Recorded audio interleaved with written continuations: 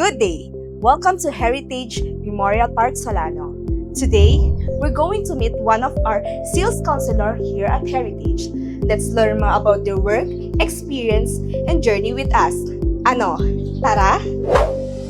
Good afternoon, ma'am.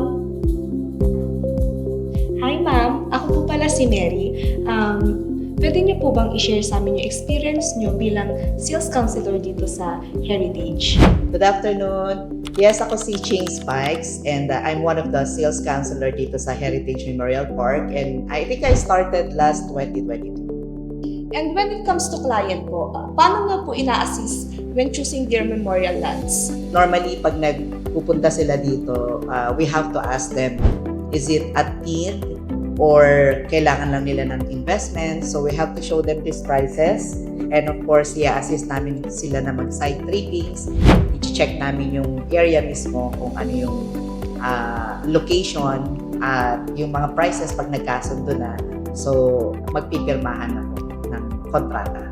Kamusta naman po yung naging experience niyo nung naging sales counselor po kayo dito sa Heritage? Nako, ang experience ko dito is, of course, aside sa marami ka nakikilala, napakabait din ng management ng Heritage, of course, and napakadami din nilang mga pakulo sa mga sales counselors. And being part of Heritage Memorial Park, what do you like the most?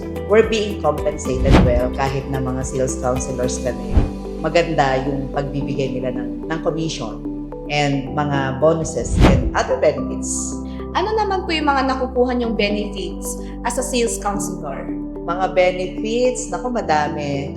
Especially pag Christmas, madami kami mga natatanggap na mga groceries and of course may bonus din. And of course, meron din kaming mga ladderized commission and every month meron din mga points system. So, nakakadagdag po yun sa mga benepisyo namin sa mga sales counselors. Any message for future clients and why should they choose Heritage Memorial Park? Being a client myself, kasi meron din kami dito. Number one is, nakakatuwa kasi some of my friends call it status ko pagdating sa Heritage, no? Ang daming magagandang view dito, which is you have time to reflect and the healing itself, yung nature, no? So talaga nakaka-heal talaga yung ating environment. So you have time to reflect on the happy memories doon sa loved ones mo. And it's really a legacy. Pagka kumuha ka talaga dito sa may Heritage, it's a real legacy aside from it's an investment kasi talagang hindi ka talo sa investment mo dito sa Heritage. Talagang napakaganda